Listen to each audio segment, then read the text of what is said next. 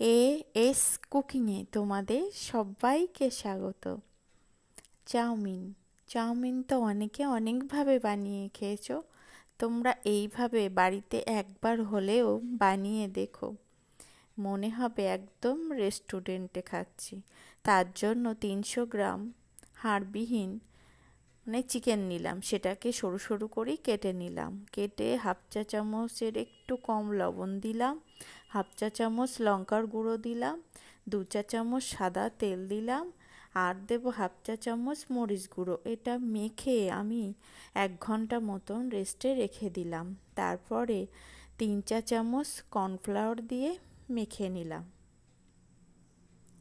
এইদিকে একটা গামলিতে পরিমাণের থেকে বেশি জল দিলাম, দিয়ে 2 চা চামচ সাদা তেল, হাফ চা চামচ লবণ, অল্প একটু সামান্য হলুদ দিলাম, দিয়ে 1 প্যাকেট চাউমিন প্রথমে প্যাকেটটা খুলে আস্তে আস্তে দিয়ে দেব।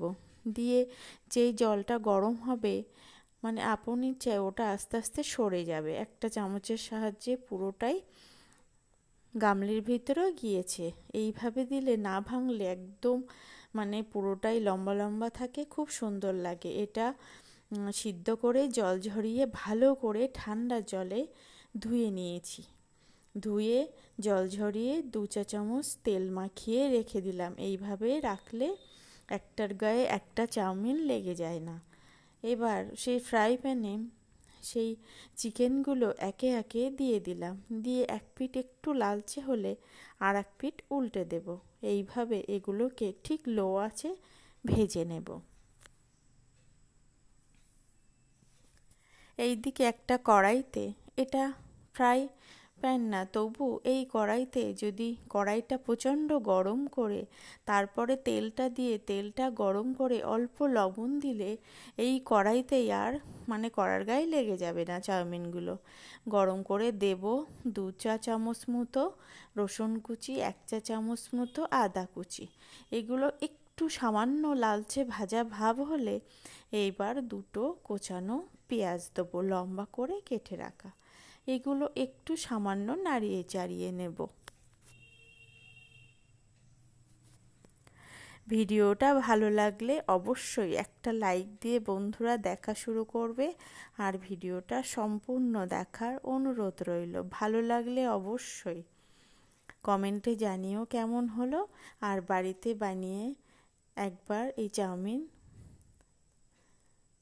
বানিয়ে কেমন হলো সেটা কমেন্টে জানাবে, আর সাবস্ক্রাইব করে পাশে থাকার অনুরোধ রইল। এবার চিকেনগুলো ভাজা হয়ে গেছে। এবার পেঁয়াজগুলো একটু ভেজে নিয়ে দেব 3 থেকে 4 চা চামচ টমেটো সস, 2 চা চামচ সয়া সস, 4 চামচ মতো রেড চিলি সস। এইগুলোকে দিয়ে একটু নাড়িয়ে বেশ হাফ বাটি মতন জল দেব, আর দেব 2 প্যাকেট ম্যাগি মশলা।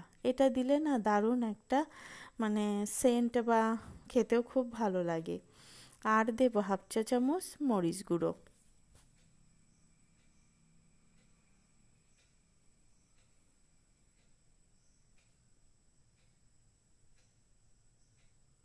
এইভাবে বানালে একদম বাচ্চা থেকে বুড়ো সবাই যে কি মজা করে খাবে, তোমরা শুধু একবার বানিয়ে দেখো। বানিয়ে দিলে বারবার সবাই খেতে চাইবে এইভাবে। আমার বাড়িতে বাচ্চা আছে, তাকেও এইভাবে বানিয়ে দেয়, খুব আনন্দ করে খায়। এইবার সেই চাউমিনগুলো দিয়ে দিলাম, দিয়ে ভালো করে মিশিয়ে নিলাম। একটাও কিন্তু ভাঙবে না, একটার গায়ে একটা লেগে যাবে না। ভালো করে মিশিয়ে নিয়ে সেই ভেজে রাখা চিকেনগুলো ওপর থেকে দিয়ে দেব।